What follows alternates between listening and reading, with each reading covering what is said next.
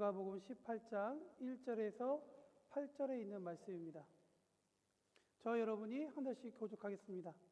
예수께서 그들에게 항상 기도하고 낙심하지 말아야 할 것을 비유로 말씀하여 이르시되 어떤 도시에 하나님을 두려워하지 않고 사람을 무시하는 한 재판장이 있는데 그 도시에 한 과부가 있어 자주 그에게 가서 내 원수에 대한 나의 원한을 풀어주소서 하되 그가 얼마 동안 듣지 아니하다가 후에 속으로 생각하되 내가 하나님을 두려워하지 않고 사람을 무시하나 이 과부가 나를 번거롭게 하니 내가 그 원한을 풀어주리라. 그렇지 않으면 늘 와서 나를 괴롭게 하리라 하였느니라. 주께서 또 이르시되 불의한 재판장이 말한 것을 들으라. 하물며 하나님께서 그 밤낮 부르짖는 택하신 자들의 원한을 풀어주지 아니하시겠느냐. 그들에게 오래 참으시겠느냐. 내가 너희에게 이르노니 속히 그 원한을 풀어주시리라. 그러나 인자가 올 때에 세상에서 믿음을 보겠느냐 하시니라. 아멘. 기독교 서적 중에 스테디셀러라고 하면 기독교 생활 및 영성에 관한 주제들을 다루고 있는 책들입니다. 그래서 찾아보니까 국내에 있는 대형 서점에서도 기독교 부분 베스트셀러 통계를 보면 기도와 묵상을 통해 하나님을 알아가는 내용에 관한 책들이 많이 팔리고 또 많이 인기가 있는 것을 보게 됩니다. 이 수치는 무엇을 얘기하냐? 우리에게 이 시대를 살아가는 기독교인들이 참 많은 고민이 있다. 개인뿐만 아니라 교회를 포함한 일상에서 여러 가지 문제들을 마주하게 될 텐데 그 문제에 대해서 어떻게 풀어가야 되는지에 대한 그러한 진지한 고민이 있다라는 것을 보여주는 단면이라고 생각합니다. 어떻게 살아야 할지, 우리는 또 어떤 결정을 해야 할지, 무엇보다 우리의 기도의 대상이 되시는 하나님과 어떻게 소통해야 할지, 그래서 그분은 어떤 분이신지에 대한 알매 목마름이 이 시대 가운데 있지 않나라는 생각을 해봅니다. 동일한 고민과 동일한 목마름이 우리 교우들에게도 있겠죠. 오늘 이 자리에 기도하는 마음으로 계시는 분들이 있을 줄 압니다. 저는 오늘 우리에게 주신 이 본문이 그 고민에 대한 길을 안내하리라 믿습니다. 기도란 무엇인지, 무엇보다 기도의 대상인 하나님은 어떤 분이신지에 대해서 알려주는 이 본문을 통해 이 설교 시간에 성령님의 감동을 받으시는 저와 여러분이 되기를 예수님의 이름으로 축원합니다. 일단 오늘 본문 말씀을 보면 오늘 본문은 다른 내용과는 달리 처음부터 결론을 짓고 우리에게 설명을 하기 시작합니다. 우리 1절 말씀 다 함께 다시 한번 읽어보도록 하겠습니다. 시작.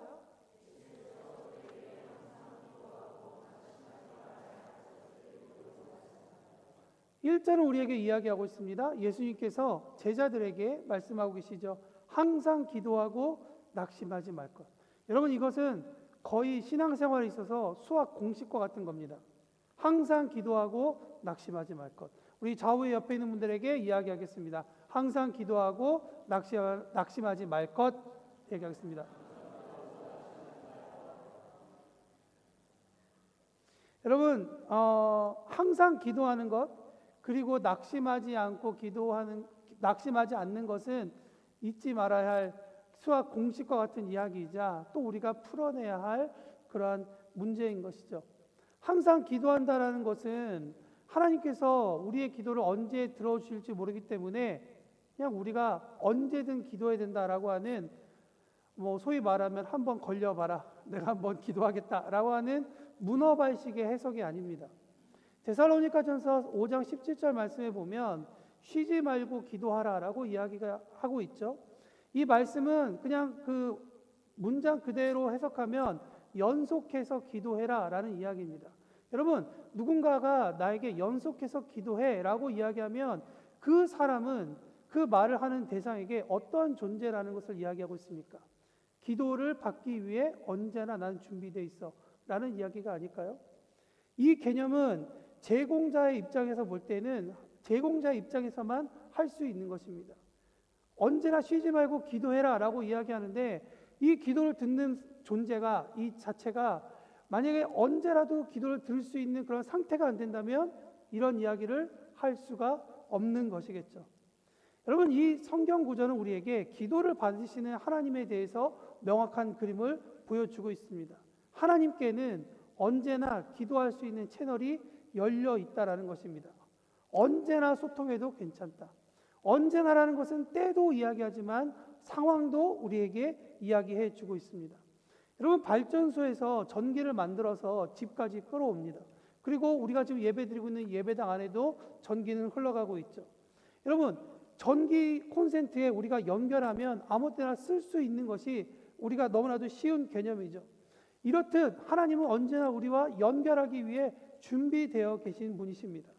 하나님은 우리의 기도를 듣기 위해 성실하게 기다리고 계시는 분이다라는 것을 성경이 이야기하고 있는 거예요. 우리가 성경의 이야기를 듣고 나면 우리 가운데 이런 의심도 있죠. 그런데 가끔 하나님께서는 왜 나의 기도는 응답해 주지 않는 것처럼 보이는가? 하나님께서 왜 나의 기도에 대한 응답은 왜 늘 더디 이루어 주시는 것 같은가? 어쩔 때는 내가 그런 내 모습 때문에 그런 응답되는 것이 늦어지는 것 때문에 혹시 나의 어떠한 잘못, 나의 어떠한 여러 가지 상황을 돌아보면서 내 스스로를 정죄하기도 하고 환경을 탓하기도 하는 그런 모습도 발견하게 된다는 것이죠. 저도 그런 느낌을 압니다. 왜냐하면 내가 어떤 상황 가운데 하나님 앞에 기도했는데 똑같이 나하고 기도했던 친구는 그 응답을 받아가지고 룰루랄라 신앙생활 재밌게 하고 있는데 저의 기도는 한동안 하나님께서 말씀해 주지 않고 완전히 침묵한 묵묵부답으로 신앙생활하는 그런 시간이 있었습니다. 여러분, 그러나 오늘 본문 말씀은 우리에게 감정에 대해서 얘기하는 것이 아니라 팩트에 대해서 이야기해 주고 있는 것입니다. 하나님은 언제나 신실하게 우리의 기도를 기다리고 계시는 분이다. 그렇다면 혹시 우리가 이 플러그를 하나님과 연결하기 위해 플러그인을 했을 때 응답이 없는 건 멀리 발전소로부터 우리 집에 전기가 들어오지 않아서가 아니라 혹시 우리 집에 있는 콘센트가 문제가 있는 건 아닌가? 내가 하나님과의 관계 가운데서 문제가 있는 건 아닌가라는 것을 한번 생각해 볼 필요가 있다는 것이죠. 여러분이 기억하시기 바랍니다. 하나님은 우리에게 언제나 소통, 기도 가능하다라는 것을 말씀해 주고 있는 것입니다. 그렇다면 오늘 본문 말씀을 그냥 하나님께 언제나 아무 때나 기도해도 돼라고 해서 본문을 딱 마무리해 버리면 되는데 예수님께서 그렇게 하지 않으시고 기도하면 된다 할 정도로 말씀하시는 그 부분을 이렇게 이야기하시죠. 항상 기도하고 낙심하지 말아야 할 것이라고 이야기합니다. 그러면서 한 가지 비유를 이야기하는데 과부와 불의한 재판장을 들어서 설명하고 있다는 것입니다. 우리 이 부분에서 두 가지를 발견할 수 있죠. 하나는 우리가 기도하는 기도의 대상인 하나님이 어떤 분인지를 발견할 수 있고요. 또 하나는 우리가 기도하던 가운데 어떤 마음가짐을 가져야 하느냐라고 하는 그 부분을 생각해 볼 수 있다는 것이죠. 여러분, 하나님은 어떤 분이실까요? 하나님은 아까도 말씀드렸지만 우리의 삶 가운데 깊이 관여하시며 응답하기를 원하시는 분이십니다. 수요일 날 바이블 아카데미 시간에도 말씀드렸습니다만 여기서 짧은 광고입니다. 참석하시면 좋을 것 같아요. 여튼 이번 주에 공부하면서 시가서를 공부했거든요. 근데 이 시가서에 아주 특별한 문학적 구조를 가지고 있습니다. 뭐냐면 하나님이 어떤 분인지를 설명하기 위해서 앞구절과 뒷구절을 비교함으로써 하나님의 속성을 더 강한 어조로 가리키는 그러한 문학적인 구조가 있는데 오늘 본문이 바로 그런 구조를 갖고 있다는 거예요. 2절 말씀에 보면 하나님을 전혀 인식하지 않고 사람도 안중에 없는 한 재판관이 등장합니다. 하나님은 이 재판관을 그림을 우리에게 먼저 보여주시면서 그럼 하나님은 그렇다면 어떤 분이신가? 라는 것을 우리에게 보여주면서 설명하고 있다는 것이죠. 예수님께서 말씀하신 하나님은 그러한 불의한 재판관이 아니라 오히려 그 재판관과는 다른 분이시다라는 것을 우리에게 이야기해 주고 있습니다. 6절 말씀에 보면 주께서 또 이르시되 불의한 재판장이 말한 것을 들으라라고 이야기하고 계시죠. 여러분, 불의하다라는 것을 우리 교회가 지금 몇 개월째 계속 말씀을 읽을 때마다 등장하고 있는데, 불의하다는 것이 무엇입니까? 쉽게 말하면 사명대로 살지 않은 게 불의한 것이다라고 우리가 계속 배우고 있습니다. 예수님께서 말씀하신 것은 무엇이냐면, 하나님은 창조하신 다음에 자신의 형상을 닮은 사람들을 기뻐하시고 그 다음엔 알아서 살아라, 니들이 어떻게 살고 난 상관하지 않겠다, 너의 필요가 무엇이든 난 상관하지 않겠다라고 그냥 관심 끄고 자기의 마음에 드는 몇몇만 선택해가지고 꽁냥꽁냥 사시는 그런 분이 아니시라, 하나님은 그냥 그 인생을 내버려 두지 않으시고 어떻게 하든 그의 인생을 붙잡고 그 인생 가운데 선한 것을 누리고 살아가도록 도우시는 분이 하나님이시라는 거예요. 그런데 오늘 본문에 등장하고 있는 이 재판관이 불의하다는 것은 무엇입니까? 그는 그러한 삶을 살지 않았다는 겁니다. 하나님은 요한복음 3장 16절에서 말한 것처럼 이 세상을 사랑하시는 분이십니다.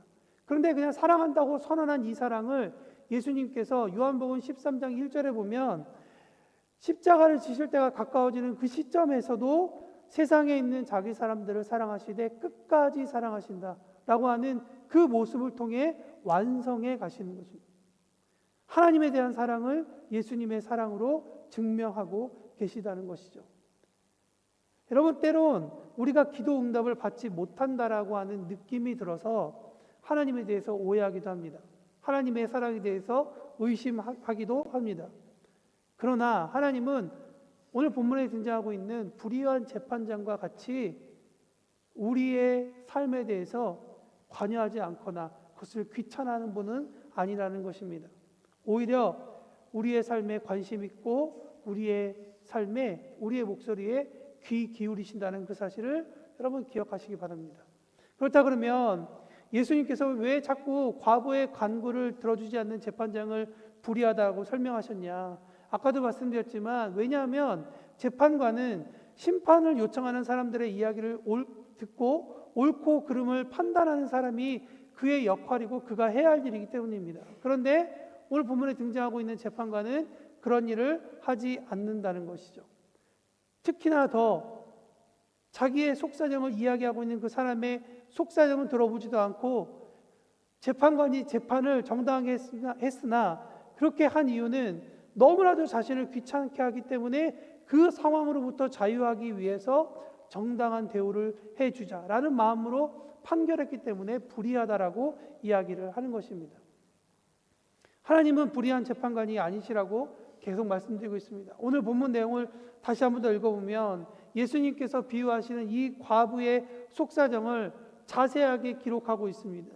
이 과부가 예수님께 나와 예수님의 비유 가운데 말하는 이 과부가 재판관에게 이야기하는 말은 내 원수에 대한 내 원한을 좀 풀어주십시오라고 하는 그 이야기를 계속하고 있다는 거예요. 그런데 재판관은 그 이야기를 듣지 않고 있다는 것이죠. 여러분, 원수에 대한 원한이라는 주제는 듣기만 해도 그 단어 가운데 억울함과 분노, 여러 가지 인생의 문제를 담고 있다는 것을 우리가 발견할 수 있습니다. 어떤 사람은 원수를 갚기 위해 공부하는 사람이 있습니다. 돈을 벌고 자기가 출세해야 되는 그 모든 이유가 그 원수를 갚기 위해서라는 것을 우리는 우리 주위에 종종 발견하게 됩니다. 그렇듯 원수라는 자기 마음 가운데 인생의 큰 문제는 정말 쉽게 그렇게 풀어질 수 있는 부분이 아닙니다. 동의할 수 있는 부분도 아니죠. 그렇기 때문에 어쩌면 재판관은 그 부분에 대해서 귀찮게 여기고 하찮게 여겼을 수도 있습니다. 그러나 오늘 본문의 하나님은 그렇지 않다라는 것을 우리에게 이야기해 주고 있는 거예요. 예수님의 비유 가운데 이야기하고 있는 것처럼 예수님은 그 과부가 말하고 있는 그 내용의 속사정을 다 듣고 계시다. 여러분, 이 말을 천천히 다시 이 누가복음 18장 이전의 사건들로 돌이켜보면 예수님께 나왔던 사람들을 어떻게 그분이 대하셨는지를 한번 기억해 보십시오. 병들었던 사람들을 어떻게 대하셨습니까? 가르침이 필요한 사람들에게 어떻게 예수님께서 대답하셨습니까? 배고픔이 필요한 사람, 그 해갈이 필요한 사람들에게 어떻게 주님께서 대하셨습니까? 한 사람을 사랑하시되 끝까지 사랑하신 그 모습 그대로 사랑하셨다는 것이죠. 여러분, 하나님은 그렇게 문제를 가지고 오는 사람들을 귀찮게 여기시는 분이 아니라 피하시지 않고 그들을 품으신다라는 것을 오늘 본문은 우리에게 이야기해 주고 있는 것입니다. 여러분, 이 캐릭터가 바로 하나님의 캐릭터라는 것을 오늘 성경이 이야기한다는 사실을 기억할 수 있기를 바랍니다. 저는 오늘 본문 말씀을 읽으면서 구약 성경에 한 가지 사건이 떠올랐습니다. 그것은 우리가 너무나도 잘 알고 있는 솔로몬의 심판 이야기입니다. 그가 지혜의 왕이라고 불리게 된 사건이죠. 한 아이를 두고 이 아이가 내 아이냐 다른 사람의 내 아이다라고 싸우는 두 어미의 모습을 보고 진짜 어미를 찾아내는 그러한 심판이 솔로몬에게 있었습니다. 우리는 그 이야기를 보면서 참 지혜롭다. 저 지혜가 어디서부터 나왔을까라고 생각해 보게 되는 것이죠. 근데 우리는 그 지혜가 솔로몬으로부터 나온 것이 아니라 하나님께서 솔로몬에게 주신 지혜라는 것, 그리고 그가 지혜를 받고 난 다음에 해결한 문제라는 것을 잘 알고 있습니다.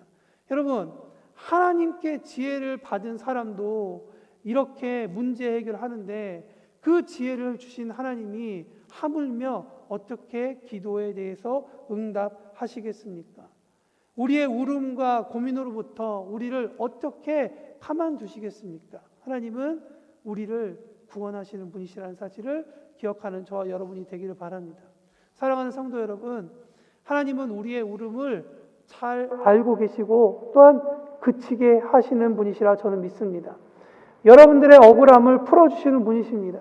골방에서 기도할 때나 저 깊은 곳에서 단 한마디 내보내지 못하고 똘똘 뭉쳐있는 응어리 때문에 그냥 신음하는 소리 가운데서도 주님은 그 신음의 소리를 듣고 계십니다. 하나님은 출애굽한 이스라엘 백성들에게 뭐라고 얘기하십니까? 쉐마, 들으라 이스라엘이라고 이야기하시죠. 하나님은 들으라라고 얘기하시는, 선언하시는 분이시라면 하나님께서 듣지 않으시겠습니까? 하나님께서 듣기 위해서 이스라엘에게 계속 들으라라고 선포하신다는 것이죠. 하나님께서 여러분들을 사랑하신다는 그 사실을 다시 한 번 더 기억하시기 바랍니다. 또한 우리의 속사정을 알고 계시고 우리의 그 기도를 듣고 계신다는 사실도 기억하는 저와 여러분이 되시기를 바랍니다. 주님은 저 멀리 유튜브에 나오는 유명하게 간증하는 그런 유명한 사람들의 곁에만 계시는 분이 아니라 동일하게 우리의 곁에도 계셔서 우리의 기도를 듣고 계시고 그 기도를 만들어 가시고 그 기도를 풀어주시는 분이시다라는 사실을 기억하시기 바랍니다. 우리 좌우 옆에 있는 분들에게 선언하시겠습니다. 하나님은 당신 곁에 계셔서 당신의 기도를 듣기 위해 언제나 귀를 기울이고 계시다.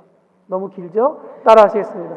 하나님은 당신 곁에 계셔서 당신의 기도를 듣기 위해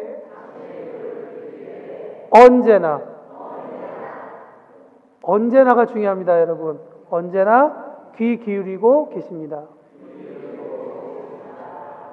이건 제 말이 아니라 성경의 얘기니까 신뢰하셔도 될 것 같습니다. 그럼 한 가지만 더 보죠. 그러면 기도할 때 우리에게 어떤 자세가 필요하냐? 항상 기도하고 낙심하지 말 것은 이라고 나와 있죠. 여러분, 이 말씀을 오해하시면 안 됩니다. 기도 후에 낙심하면 안 된다라는 얘기가 아닙니다. 기도함과 낙심함은 같은 세트와 같은 거예요. 이 낙심하다라는 단어를 헬라어로 얘기하면 엔카케오라는 단어입니다. 교회 오셨으니까 한번 수준 높은 단어 하나 외워가셔야죠. 엔카케오. 여러분, 엥이라는 단어가 나오면 이탈리아어로 그냥 인이라고 생각하시면 돼요. 영어로도 똑같죠. 인, 무엇 안에 있다라는 얘기예요. 그러니까 카케오 안에 있다라는 의미가 되겠죠. 이 카케오라는 단어는 이 카케라는 단어인데요. 이태리어로 얘기하면 그냥 말레, 인말레라는 뜻이에요. 아주 나쁜 상황 가운데 들어가 있다라고 하는 상황을 이야기하고 있는 것입니다. 여러분, 낙심하지 말라라는 이야기는 그래서 예수님께서 말씀하시는 건 무가치하고 나쁘고 아픈 상황 가운데 놓여 있는 것으로부터 의도적으로 빠져나오라고 주님께서 말씀하고 있는 거예요. 여러분, 낙심한다는 것은 나의 정체성이 아닙니다. 오늘 내가 낙심할 수 있지만 이 낙심이 365일 가지 않아요. 어저께 낙심했지만 오늘 낙심하지 않을 수가 있는 겁니다. 그런데 우리가 이 낙심이 계속되다 보고 길다 보면 자꾸만 나를 낙심이라는 그 우물가에 그 수렁텅이에 집어넣는 일을 자꾸 하게 된다는 거예요. 여러분, 낙심은 빠져나오라고 주님께서 우리에게 말씀하고 있는 거예요. 그래서 항상 기도와 낙심이 같이 있는 세트라는 것입니다. 낙심은 존재라는 어떤 한 사람의 존재에 대해서 설명하는 단어가 아니라 상태라는 것을 우리에게 말씀하고 있는 거예요. 그래서 우리에게 의도적으로 헤쳐나와야 된다. 낙심할 수는 있습니다. 그리고 내가 그런 낙심 가운데 빠질 수도 있어요. 그렇지만 빠졌다고 해서 거기서 그냥 있으라는 얘기가 아니라 주님은 항상 기도하고 낙심하지 말라라고 이야기하는 거예요. 어서 나오라고 얘기하는 겁니다. 혹시 낙심하는 이유가 기도 열심히 했는데 하나님의 응답이 늦어지는 것 같아 하나님에 대한 의심이 드는 낙심이라면 아주 나쁜, 아까 말씀드린 아주 나쁜 카코의 상황인 거죠. 여러분, 그 상황으로부터 주님이 뭐라고 그러시죠? 너 기도하고 있지? 나와. 나와야지. 왜 거기 있어? 나와도 돼. 라고 주님께서 말씀하고 있는 거예요. 내가 낙심하게 되는 상황이므로 자꾸 가도록 나를 내버려 두지 말라라고 주님께서 이야기하는 거예요. 기도라는 것은 내가 1시간 채워야지 2시간 채워야지 하는 어떤 체험의 이야기가 아니라 실질적으로 우리의 삶 가운데 방향을 이야기하는 것이고 실질적으로 우리의 삶 가운데 어떤 운동을 이야기하는 거예요. 기도하면서 왜 낙심하는 쪽으로 자꾸 가려고 하니? 거기 가지 말고 빨리 나와 라고 주님께서 이야기하고 있는 거예요.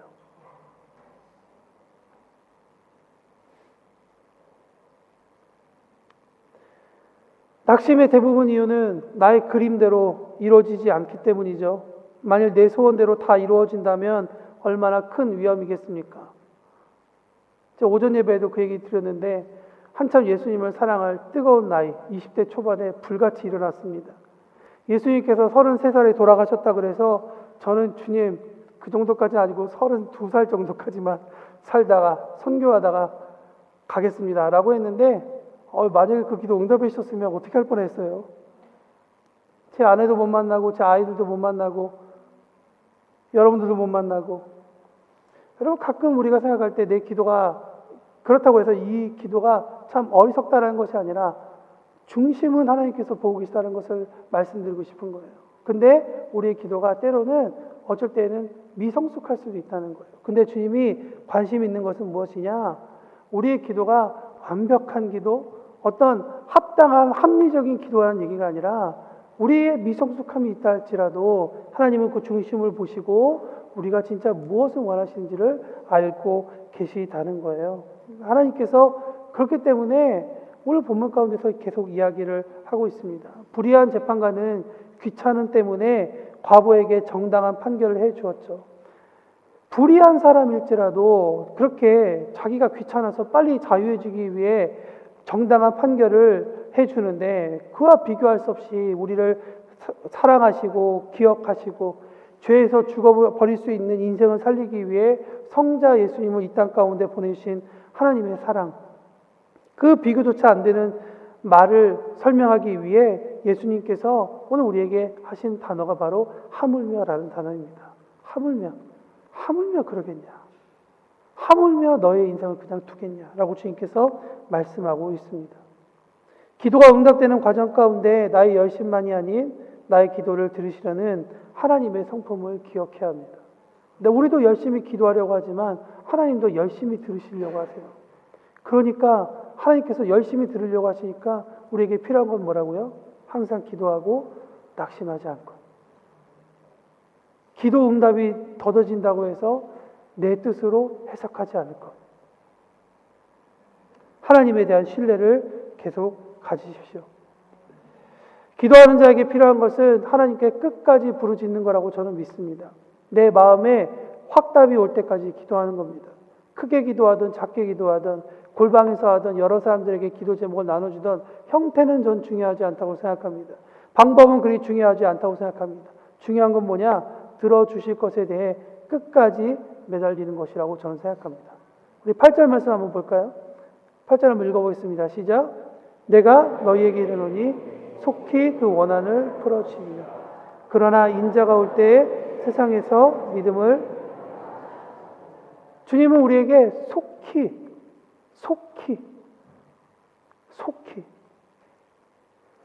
속히 원하신다는 거예요. 혹시 하나님의 때가 되지 않아서 하나님께서 너무 빨리 응답해 주면 이게 적당하지 않아서 우리에게 대한 답이 늦춰질 수도 있습니다. 그렇지만 오늘 보는 말씀 기억하십시오. 하나님은 언제나 우리의 답을 속히 풀어주기 원하신다는 거죠. 그런데 오늘 본문 말씀 보니까 끝에 뭐라고 되어 있죠? 그러나 인자가 올 때 세상에서 믿음을 보겠느냐? 과연 몇이나 이렇게 사는 사람이 있겠냐라고 우리에게 반문하고 계시는 거예요. 과연 끝까지 매달릴 수 있는 사람 몇이나 되겠니? 몇 안 되겠지만 그래도 내 이야기를 듣는 너는 그렇게 살았으면 좋겠다. 그렇게 살아야 되지 않겠니? 라고 우리에게 말씀하시는 것 아닌가라고 생각합니다. 여러분, 끝까지 매달린다는 것을 집착이라 생각하지 마십시오. 끝까지 매달린다는 것은 인생의 전부를 그분에게 거는 신뢰의 결단이라고 저는 생각합니다. 당신 아니면 저는 답이 없습니다. 결론입니다. 사랑하는 성도 여러분, 기도하면 응답이 늦어지는 것 같고 이루어지지 않는 것 같아 답답하실 때도 있죠. 그때마다 기억하십시오. 여러분을 향한 하나님의 계획은 언제나 선하시며 정확한 시간과 장소에 분명하게 이루어 주신다. 여러분, 그거에 대한 그 샘플은 저라는 거 아시죠? 여러분들 많이 얘기했습니다. 저의 인생도 하물며 이렇게 만드셨는데 여러분들의 인생은 안 그러시겠습니까?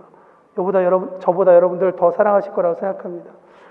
우리의 미성숙한 기도 가운데에도, 미숙한 기도에도 그 마음의 중심을 아시는 하나님이 모든 필요를 채워주시고 우리의 마음을, 우리의 손을 꼭 붙잡고 계시고 걸어가시는 분이 하나님이라는 사실을 기억하면서 기도하되 끝까지 낙심치 않고 기도하는 저와 여러분이 되기를 바랍니다.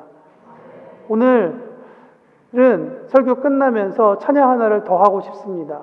오늘 이 찬양이 이 설교에 대한 모든 것을 담겨 있다고 생각이 들었고, 그래서 이 찬양 하면서 하나님 앞에 좀 우리의 마음을 올려드렸으면 좋겠다라는 생각이 듭니다. 이 시간에 원하고 바라고 기도합니다 라는 찬양 함께 나누도록 하겠습니다.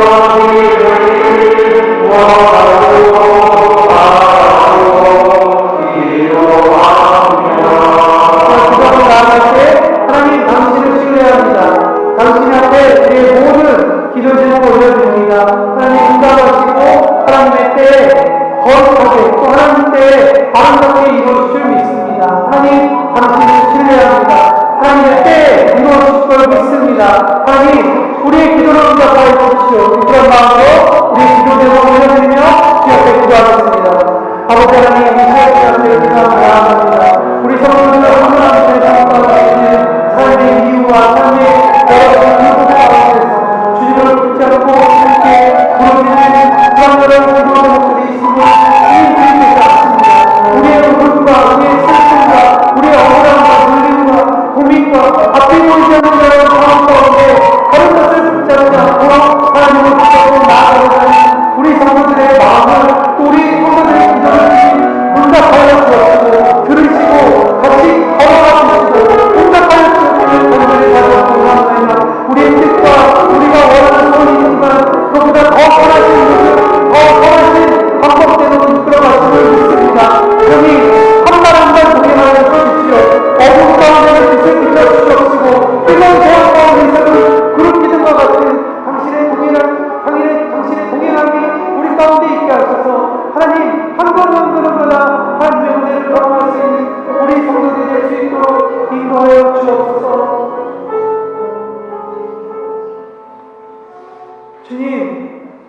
주님을 의지합니다. 참 고된 인생생활 한 걸음 한 걸음이 하나님과 동행할 때 우리 삶 가운데 위로가 되고 소망이 됨을 믿습니다. 하나님께서 우리와 함께 계시기에 우리의 기도가 이 땅 가운데 하늘 가운데 소멸되는 소리가 아니라 하나님의 들으시고 하나님께서 응답하실 너무나도 귀한 우리의 노래요, 우리의 고백이요, 하나님과 교제하는 아름다운 언어들이라 믿습니다.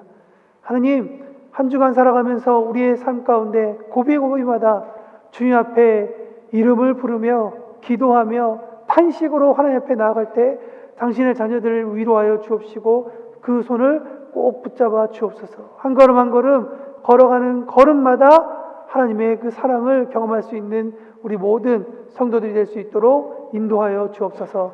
감사드리며 예수님의 이름으로 기도합니다. 아멘. 아멘.